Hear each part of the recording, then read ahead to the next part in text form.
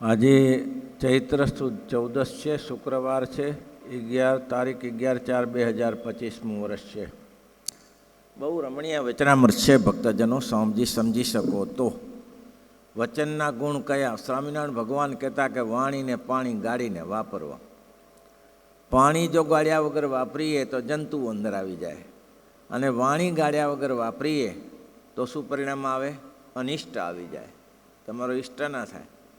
નિષ્કુળાનંદ સ્વામી આના ઉપર કીધું છે, વચન લોપી જાણે સુખ લેશું રે, વચન લોપી જાણે સુખ લેશું રે, તે તો રહેશું કહેવાને જો કહેશું રે, તે તો કહેશું કહેવાને જો સુરે, વચન લોપી જાણે સુખ લેશું રે. અહીં વચન લોપવાની વાત નથી. આ વાત અહીંયા નથી કરી કે વચન લોપાય નહીં, પણ વાણી અને પાણીને જેમ ગાળીને વાપરવા. ગમે તેવો શત્રુ હોય ને મીઠી વાણી બોલાવો. જેતલપુરમાં સ્વામી મુક્તાનંદજી રહેતા હતા, અને ભેખધારીઓએ ઉપાડ્યો કે સ્વામિનારાયણ સંપ્રદાય જે નવો ચલાવ્યો છે, પંથ ચલાવ્યો છે જીવન મુક્તાએ, એમાં એ મુક્તાનંદ છે ને ભેખધારીનો કોવાડો છે, એને પૂરો ગરવો છે. બોલો, આ નક્કી કર્યું 100-150 લોલંગરો બધા. હવે એને કેવી રીતે આ પહોંચી વળાય? હવે ભારે થઈ આ બધી ચડાઈ કરે, અને એ તો બધા હથિયારધારી, તરવારો ને પટા ખેલનારા બધા. હવે મુક્તાનંદ સ્વામી પતાવી નાખતા વાર શું લાગે? મુક્તાનંદ સ્વામી કે ભગવાનની ઈચ્છાની વાત છે, જે થશે એ પ્રભુનું ધાર્યું થશે, એમાં કોઈનું ચાલશે નહીં. પણ મુક્તાનંદ સ્વામી બહુ દયાળુ. મુક્તાનંદ સ્વામીને ખબર પડી કે આ લોકો નજીક આવ્યા છે, એટલે હાથમાં શ્રીફળ લીધું. ભાઈ, હાથમાં શ્રીફળ લીધું, પુષ્પમાળાઓ લીધી, અગ્ર 2-5 માળાઓ લીધી, પુષ્પની ફૂલને હાર લીધા, અને સ્વામી 5-10 સંતો લઈને સામે ગયા એને લેવા માટે. અને સ્વામીએ જેવા પહેલાંને જોયા એવા દંડવટ કર્યા. બોલો, પીગળી જાય કે ના પીગળી જાય, ગમે તેવો દંડવટ કર્યા. નજીક આવ્યા ત્યારે વડીલ જે હતા એમાં લોલંગરોમાં એને હાર પહેરાવ્યા, સ્તુતિ કરી, ભલે આવ્યા, આજે મારું આંગળું પવિત્ર કર્યું. આપણા જેવા સાધુ અમારે તે ક્યાંથી? સાધુ કે આપણું સન્માન કર્યું લોલંગરો કે. પછી મંદિરમાં આવ્યા, બેઠા. સ્વામીએ પૂછ્યું કે સંતો કંઈ અમારા લાયક કામ હોય તો કયો, અને જુઓ સંતો, આપણા જેવા સંતોને અમારે જમાડવાનું પુણ્ય થાય. આપ તો સાક્ષાત ધર્મરાજાના પાર્ષદ છો, આપણા જેવા ક્યાંથી મળી શકે? તો આજે આપણા આ જેતલપુરમાં આપણા તરફથી અહીંયા બધા સંતો જમો તો મને આનંદ થશે. પણ સ્વામી, અમે તો અહીં કોઈ મુક્તાનંદ સ્વામી છે, એ બધા કહે છે કે ભેખનો કોવાડો છે, એને પૂરો કરવા આવ્યા છીએ. ત્યારે મુક્તાનંદ સ્વામી કે સંતો, એ જે ગણો એ આ દાસ તમારો મુક્તાનંદ સ્વામી છે, મારા સિવાય મુક્તાનંદ સ્વામી સંપ્રદાયમાં નથી, હું એક જ છું. તમે તો કે હા. ઓહો, એ એકબીજા લોલંગરો જોવા મળ્યા કે આને કોને કુવાડો કીધો? આને આવા ભગવતી સંતને કુવાડો કેનાર છે કોણ? એમ એ ઝઘડી પડ્યા. બોલો, અંદર મને કે મોટા માન થતા કે કોને ચડાવ્યો મને કે આ મુક્તાનંદ કુવાડો છે, કુવાડો. આ તો બિચારો કેવો દયનીય સાધુ છે. બોલો, વાણીથી ચાલે ને? કેવી વાણી બોલ્યા! હાલે ગયા પાછા એમને એમ જમીને. અરે બાપા, તમારે તો અમને હાથ લગાડીએ તો અમારે તો પાપ લાગે, નરકમાં પડીએ. અમે પડેલા જ છો, ચિંતા નહીં. પણ કે આ નરકમાં પડીએ, ચાલ્યા ગયા. એ વાણીનો વિવેક છે, કેવી રીતે બોલાવા, આવો સન્માન કરવું, વ્યવસ્થા કરવી, એ વાણીનો ગુણ છે. હવે મહારાજ કહે છે એ વાણીનો ગુણ હતો, હવે દેહનો ગુણ બતાવું છું. બહુ સરસ વચનામૃત છે. વાણી તો વિચારીને વાપરી. વાણી સૌથી શ્રેષ્ઠ. દેહના ગુણ તો પછી આવે, વાણી તો પહેલેથી વિચારો. ગમે તેવો શત્રુ આવ્યો ને, આવો, તમને ખબર હોય કે મારું અનિષ્ટ આને જ કર્યું છે, મારું આને જ બગાડ્યું છે, પણ એવી મીઠી વાણીથી બોલાવો ને, આવો પધારો. ભલે ને 17 વાર અનિષ્ટ કરે તમારું, તમારે ચેતી જવું. તમારે ચેતી જાઉં કે બીજી વારનો સંગ ના કરાય, પણ તમારે વાણીથી ક્યારે નહીં બગાડવાનું. હવે દેહને ગુણે કરીને જે વર્તવું તે પોતાના દેહમાં ઉન્મત્તપણું આવી જાય. દેહ છે ને, આ દેહમાં કામ, ક્રોધ, લોભ, માન, મત્સર, ઈર્ષા, તૃષ્ણા આ બધું છે, દેહમાં છે. તો શું કરવું? તો કે ભજન કરવા બેસી જવું. જ્યારે જ્યારે આવે ત્યારે ભગવાનના સન્મુખ બેસી સ્વામિનારાયણ સ્વામિનારાયણ. શરીરમાં વિકારો આવે, શરીર વિકારથી ભરેલું છે. ગમે તેવો માંદલો હોય, ખાઈ ન શકતો હોય, એને પણ વિકારો હોય છે. તો શરીર વિકાર માત્રનું છે. કામ, ક્રોધ, લોભનું ઘર છે, એનું જાડું છે. એ જાડામાં તો એ જ હોય. કામ, ક્રોધનું જાડું શું? તો એ જ છે.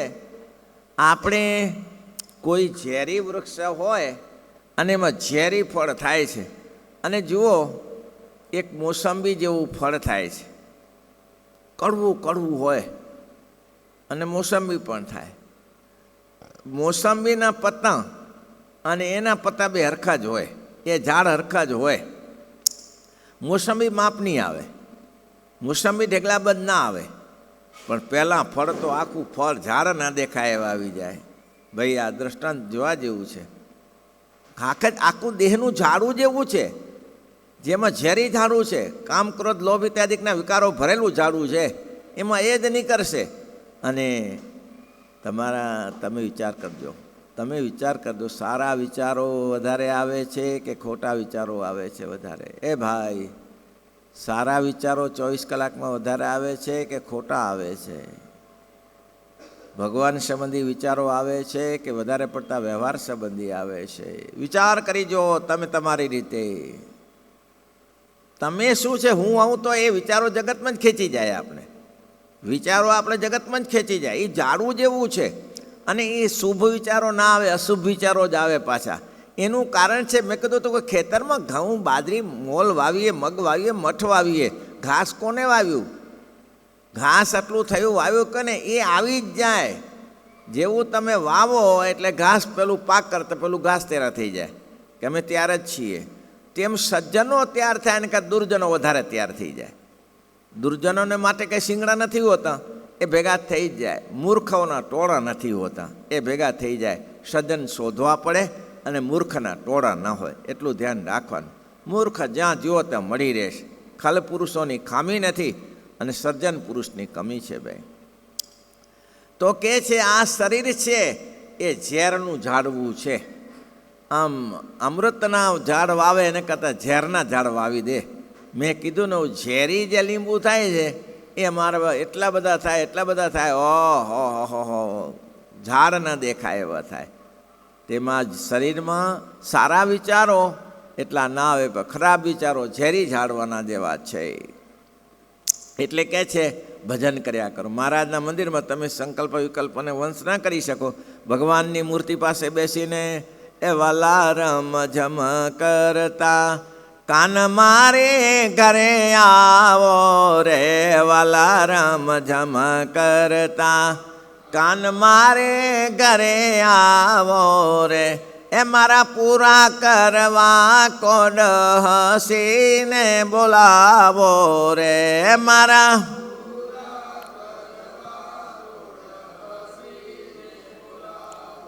રે વાલાય બડાયું પર મેર કરાજો મોરારી રે, વાલાય બડાયું પર મેર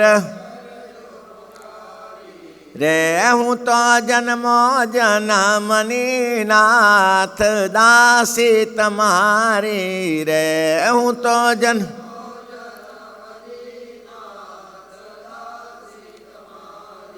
રે, મારા પ્રાણ તણાયા દાર પ્રીતમ પ્યારા રે, મારા પ્રાણ તણાયા ધાર. ભગવાનની પાસે આ પ્રાર્થના કરવાની. હું તો અબળા છું મહારાજ, મારે તો કંઈ એવા વિચારો શુભ લાવી શકતો નથી, પણ તમે મારા સ્વામી છો, તમે મારા ધણી છો. આ શરીરમાં જે કંઈ દુઃખ સુખ આવે છે એના તમે જવાબદાર છો. તો મહારાજ મારા ઉપર મારી કૃપા કરજો. બસ ભગવાનની પાસે બેસીને ભલા અબડા ઉપર મેર કરજો મોરારી રે, હું તો જન્મ જન્મની નાથ દાસી તમારી. મારા પ્રાણ તણાય આધાર, આ જે પ્રાણના આધાર તમે છો. તમે શરીર ટાંક્યું ત્યાં સુધી આ લખવા નથી પડ્યો, આંખ બંધ નથી થઈ, મોઢું બંધ નથી થયું, નાક બંધ નથી થયું, જીવા બંધ નથી થઈ. આ તમારે આધારે ચાલે છે બધું. અને જ્યારે સ્વિચ દબાવશો ત્યારે કાંઈ હાથમાં નહીં આવે. તો મહારાજ અબડા ઉપર મેર કરજો મોરારી રે, હું તો જન્મ જન્મની નાથ દાસી તમારી રે. મારા પ્રાણ તણાય આધાર, પ્રીતમ પ્યારા રે પડ રહો મને ટવર ના આવો, મારી સન્મુખ રહેજો. બસ ભગવાનની પાસે બેસીને આ પ્રાર્થના કરવી તો ઇન્દ્રિયો જીતાય, ઉન્મત્તપણું દૂર થાય. અથવા તો ચાંદ્રાયણ વ્રત કરો. ચાંદ્રાયણ વ્રત કરો એને કરતાં આ સારું છે. લ્યો કયું? ભગવાન પાસે બેસી જાઓ.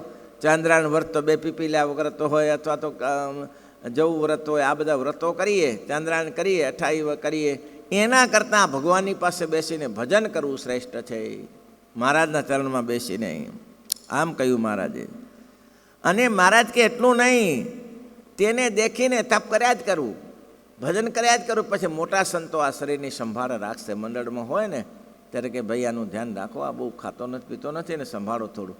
તો એ મોટા સંતો અને દેહે કરીને સંતોને ભગવાનની સેવા કર્યા જ કરવી, સેવા જ કર્યા કરવી. આ મોટી સેવા છે. મંદિર વારવું, મંદિરની સેવા કરવી. એ મહારાજ કે ઇન્દ્રિયોને અંતઃકરણ પોતાની મેળે શુદ્ધ થઈ જાય. મોટા સંતોની સેવા કરીએ તો ઇન્દ્રિયો અંતઃકરણ પોતાની મેળે શુદ્ધ થઈ જાય. કંઈ કરવું ના રહે, પણ કરવું તો પડે. મંદિર વાળીએ, લીપીએ, ચોડીએ, જે કંઈ જેવી જેવી પોઝિશન હોય તેવો કચરો સાફ કરી નાખીએ. હવે આટલું મોટું ગુરુકુળ છે, કંઈ સફાઈ કરનારા છે, પણ આ મંદિર જેવામાં ક્યારેક એમ વિચાર કરવો કે આજે આપણે રવિવારનો સમય છે, ચાલો આજે વારનારા તો વાળે છે, પણ આપણે બે ત્રણ ભેગા થઈને મંદિર સાફ કરવું છે. અત્યારે બારીઓમાં કચરો હશે, અહીં હશે, એ લોકો એની રીતે વારતા હોય. બારીઓમાં કચરો હશે, અહીંયા કંઈ હશે, તે પડદા ખરાબ હશે, એને ધોઈ નાખીએ, આ કરી નાખીએ, તે કરી નાખીએ. આ સેવા મોટી છે. હા, આનાથી મોટી કોઈ સેવા નથી. ગુણાતીતાનંદ સ્વામી કહે એક ભાઈ ઉઠી ન શકે, એક ભાઈ ઉઠી ન શકે, દેહ કરીને સંતોની સેવા અને મંદિર ઠાકોરજીની સેવા કેવી મોટી છે, ઊભો ન થઈ શકે.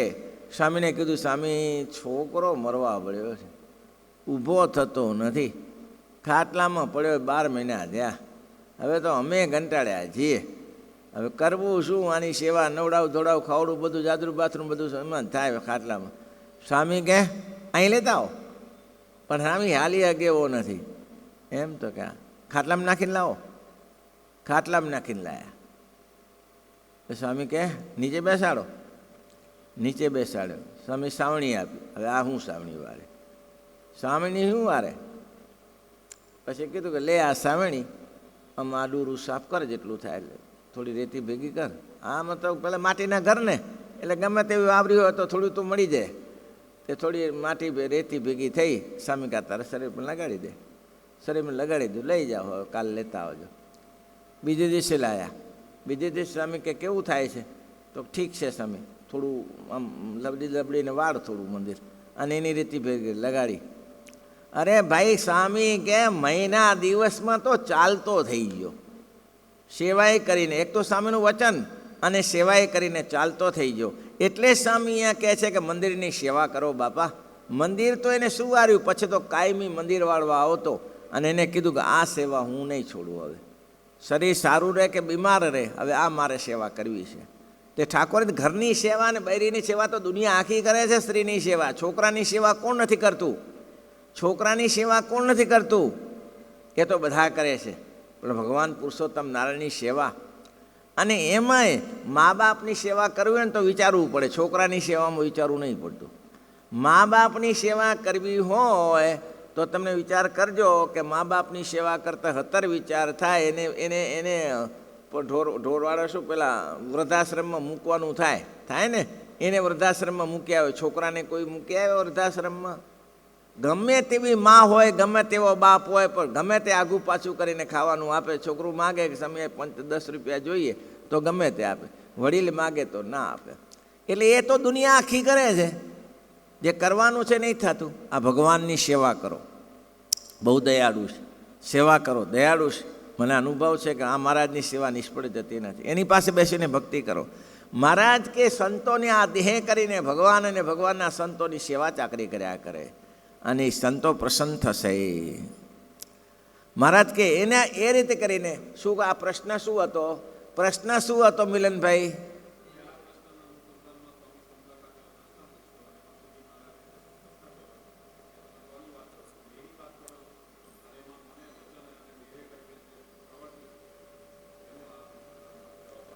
છેલ્લો શ્રીજી મહારાજનો પ્રશ્ન એ હતો કે તમે જો કહો છો કે ભક્ત ભગવાન ઉપર સ્નેહ કરે કે ભગવાન પણ ભક્ત ઉપર સ્નેહ કરે, તો એનો પ્રશ્ન હતો. ખ્યાલ આવ્યો કે તમે જો કહો છો કે ભક્તને ભગવાન ઉપર સ્નેહ થાય, એવું પૂછો છો કે ભગવાનને ભક્ત ઉપર સ્નેહ થાય?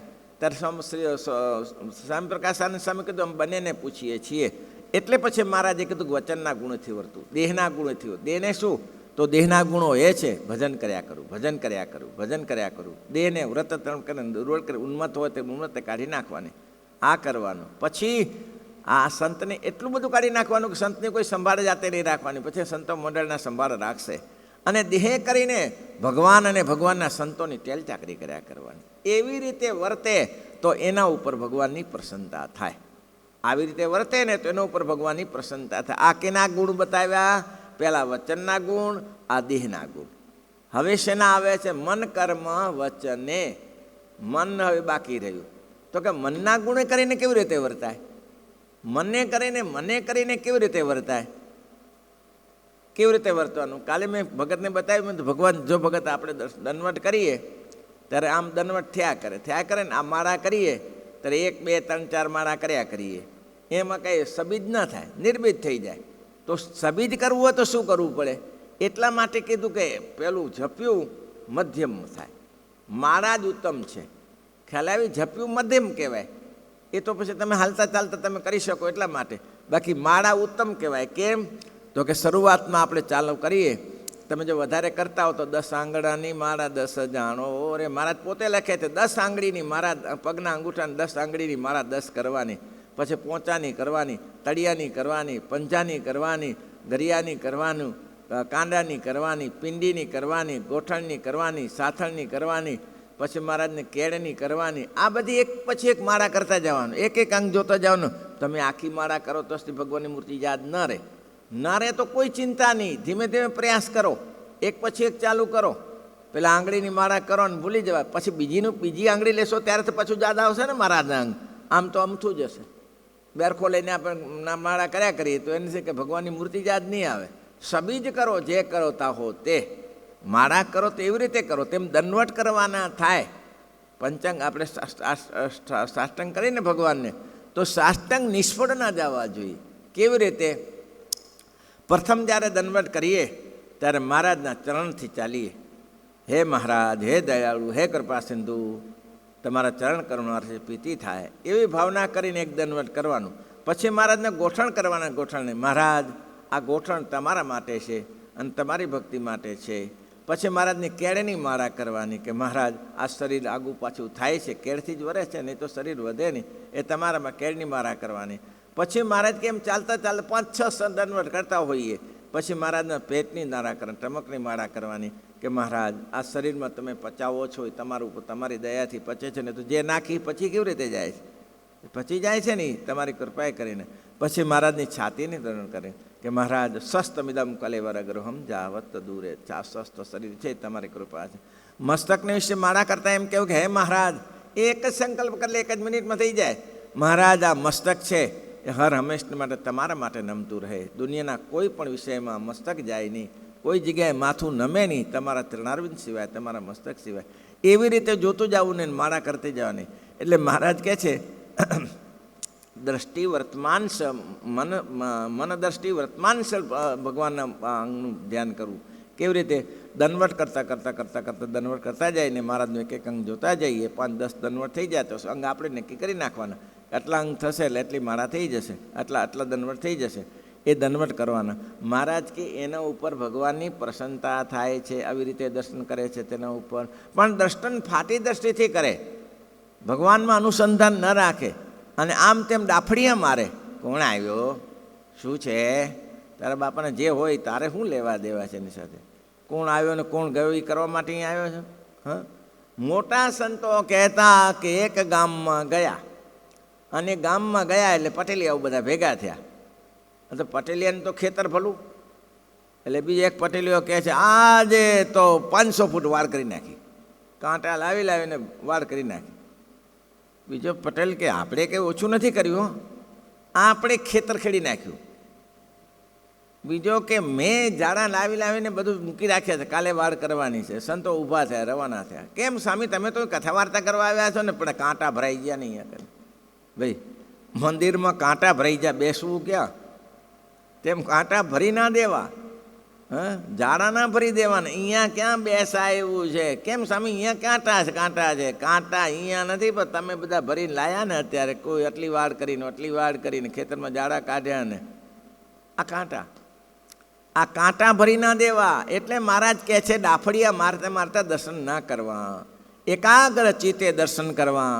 આ ભગવાન મળ્યા છે ને, આ જીવ સાંભળો, આ જીવ માણસની મર્યાદા રાખે છે, પણ પુરુષોત્તમ નારાયણની મર્યાદા રાખતો નથી. માણસની મર્યાદા રાખે. અહીંયા કોઈ મોટા પુરુષ બેઠા હોય તો આપણે એક બધાને કહી અત્યારે બોલીશ ને, સ્વામીજી બેઠા, એની મર્યાદા રહે છે કે નહીં? પણ આ મૂર્તિ બેઠી છે, ભગવાન નથી પ્રત્યક્ષ, ભગવાનની મૂર્તિ નથી, એની મર્યાદા રહે છે. કબીરદાસ કહે છે પથ્થર પૂજે ભગવાન મિલે. કબીરદાસ કહે છે પથ્થર પૂજે ભગવાન મળે તો મેં પૂજું પહાડ. બોલો, કબીરને કાઢી નાખ્યા લોકોએ, કાં તો મારો શુષ્ક વેદાંતિ. પથ્થર પૂજે ભગવાન મિલે તો મેં પૂજું પહાડ. હવે આનો શું અર્થ કરવાનો? નાસ્તિક જ કહેવાય ને એવી રીતે બોલે. પણ કબીર બહુ બુદ્ધિશાળી હતા કે આ મૂર્તિની અંદર પથ્થરની ભાવના છોડો, આ મૂર્તિની અંદર પથ્થરની ભાવના છોડો અને પ્રગટ ભગવાનની ભાવના કરો તો ભગવાન મિલે. પથ્થર પૂજે શું થાય? પથ્થર પૂજવાથી ભગવાન ના મળે. તમે જો પથ્થર પૂજવાથી ભગવાન મળતા હતું તો આખો પહાડ લઈને બેસી જાઓ. પહાડ પૂજવાથી પથ્થર પૂજે ભગવાન મિલે તો મેં પૂજું પહાડ. એટલે જ્યાં સુધી તમારી દ્રષ્ટિ પહાડ પથ્થરમાં છે ત્યાં સુધી ભગવાન નહીં મળે. તમારી દ્રષ્ટિ આ મર્યાદા રહેશે કે આ પુરુષોત્તમ નારાયણ અહીંયા બેઠા છે અને આવા ભગવાન મળે નહીં. આ તો મારા ઉપર. અને કેટલાને મળ્યા? આ ગુજરાત કેટલું મોટું છે, કેટલાને સ્વામિનારાયણ ભગવાન મળ્યા, કેટલાને રામ મળ્યા, કેટલાને કૃષ્ણ મળ્યા. ક્યાં મળે છે ભગવાન? ગપ્પા મારે છે, ખાય છે. આપણા જેવું છે. આ છોકરાને આટલું બધું સુંદર બનાવીએ તો એ બહારથી ખાવાનું લાવે, અને બહારથી ખાવાનું લાવ્યા પછી હોસ્પિટલ ભેગા થાય, હોસ્પિટલે આપણીને ખાવાનું બહારનું. એવું છે તોય છતાં ખાય છે ને. આટલું સુંદર બનાવે છતાંય આ સ્વાદ ચાલતા નથી. એટલે આ જીવની વૃત્તિ એવી છે. આટલી બધી ભગવાન શ્રી હરિએ કૃપા કરી છે તો એમાં દ્રષ્ટિ લાગતી નથી, અને અહીં બહારે દ્રષ્ટિ લાગે છે. એવું છે ત્યારે. એટલે કે છે એ તો લૌકિક દ્રષ્ટિ દર્શન કરે છે, એનું કોઈ પુણ્ય નથી લૌકિક દ્રષ્ટિવાળાને. કેવો લૌકિક દ્રષ્ટિવાળો છે? એના ઉપર ભગવાનની પ્રસન્નતા થતી નથી. એનો ભગવાન દેખીને શું છે કે એવી દ્રષ્ટિવાળાને પરમેશ્વર પોતાના મનુષ્ય આવે, પશુ પક્ષી આવે, કોઈ નીકળે તો ખખડે તો એને સામું જુએ. એ લૌકિક દ્રષ્ટિવાળો છે. અને મહારાજ કે લૌકિક દ્રષ્ટિવાળો તો ખિલકોડીઓ છે. ખિલકોડીઓ આમ જો ખિલોડી નથી જોતી. આ ખિલકોડી એ બોલે તારે એમ કેવું પડે, પૂછડું ઊંચું કરજે એમ કેવું પડે કોઈને. તું બોલે તારે પૂછડું ઊંચું કરજે એમ કેવું પડે છે કોઈને. એ તો પોતાની મેળે પૂછડું ઊંચું થાય છે. બોલે તારે પૂછડું ઊંચું કરે, આ દનમટ કરે ત્યારે કોણ આવ્યો કોણ ગયું, આ છે તે છે. એટલે આ જરૂરી છે. એટલે મહારાજ કંઈ ફાટેલ દ્રષ્ટિવાળો તો લૌકિક દ્રષ્ટિવાળો છે. એનાથી દર્શન કરવાથી, લૌકિક દ્રષ્ટિથી દર્શન કરવાથી કાંઈ થાય નહીં. એ તો જેમ ખિસકોલી બોલે અને પૂછડું ઊંચું કરે એના જેવું ડાફડિયા મારનારો છે. માટે મહારાજ કે ધ્યાન રાખીને તારે જ પ્રથમ સારો હોય તે રહે નહીં. આ રવિ દ્રષ્ટિ પડી જાય ને તો છેલ્લે શબ્દ મૂક્યો કે પહેલો તો ઠીક હોય, સત્સંગી થયો હોય ત્યારે, અને પછી ધીમે ધીમે દાળ ઘરે મહેમાન આવ્યા હોય ને તો દાળ ઓછી પડી હોય તેમાં થોડું પાણી કે છાશ નાખવી પડે તો દાળનું કાંઈક આગળ બીજા પહોંચી વળે. પણ એ જે પહેલી દાળ હતી એવી પાણી કે છાશ નાખ્યા પછી દાળ રહે? ફીકી પડે કે ના પડે? તો ફીકી પડી જાય. તે મહારાજ કે ફીકો પડી જાય ધીમે રહેતા. તો મહારાજ કે તે જ ના થાય. ને આવો સત્સંગ મળ્યો હોય ને આવા કથા વાર્તાનો લોક મળ્યો હોય તો આગળ આવવો જોઈએ ને, તો આગળ આવી શકતો નથી. એટલે મહારાજે કીધું કે એના ઉપર ભગવાનની પ્રસન્નતા થતી નથી. ભગવાનની પ્રસન્નતા એકાગ્ર ચિત્ત મને કરીને ભગવાનના દર્શન કરે એના ઉપર ભગવાનની પ્રસન્નતા થાય છે. શ્રીપતિ શ્રીધરમ.